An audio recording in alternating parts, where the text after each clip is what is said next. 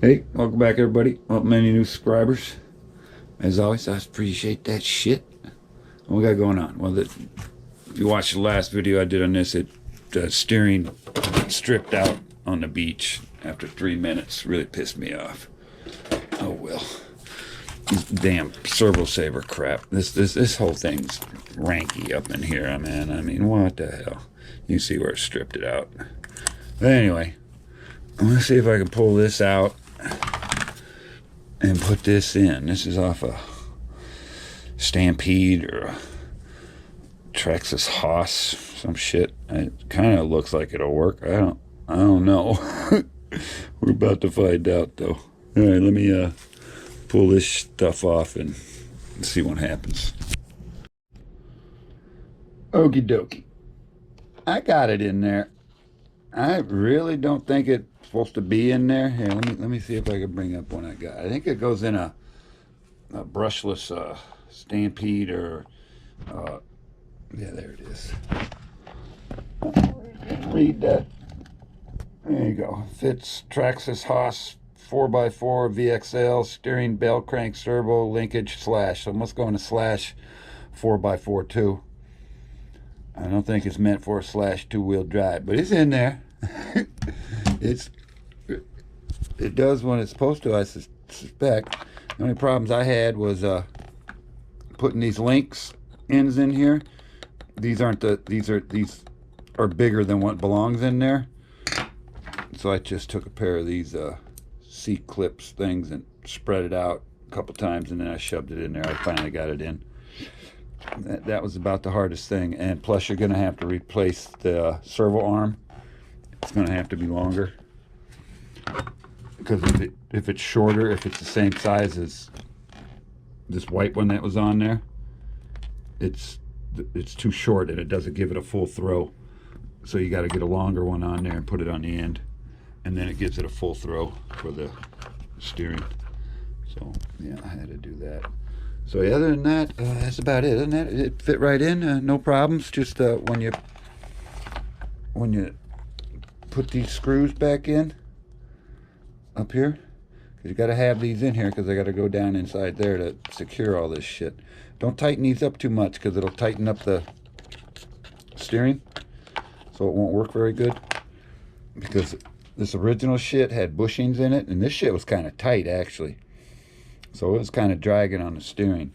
But I got this high tech in there, so it didn't give a shit. But but that regular servo, I bet you it was crying moving this thing. Alright, so let me slap this back together and let's see how it works. And then we'll know for sure. Alright, so what I'm hoping for is after getting rid of this stupid ass thing, you see where it's stripped inside there. Piece of crap.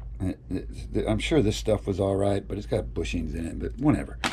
But now the servo saver's right here, so this will move on this part here. These are two pieces, and that spring holds everything together, keeps the tension on it.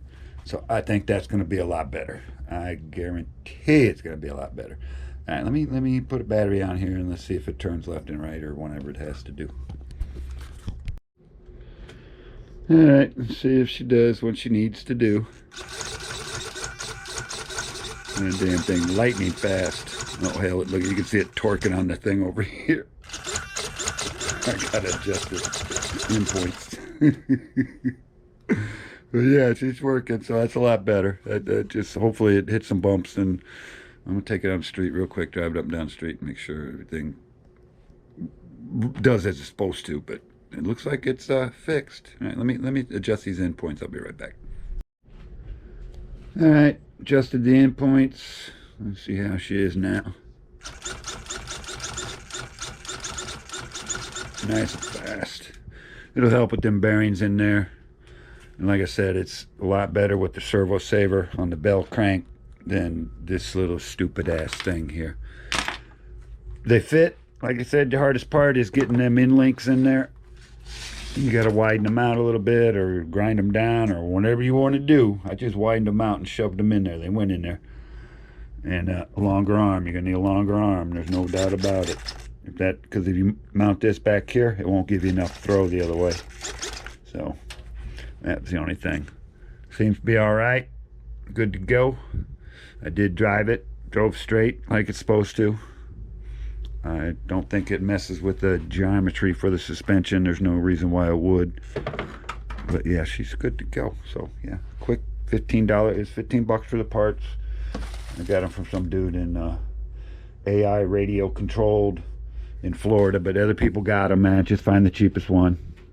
You can get them in the bag from Traxxas, but it doesn't have this the bearings. There's no bearings. This was a takeoff from a brand new one, so that's the best way to go. It comes with everything. Comes with extra screws and shit. So all right, so we're good to go. That's all fixed. Hopefully it'll handle the sand next time.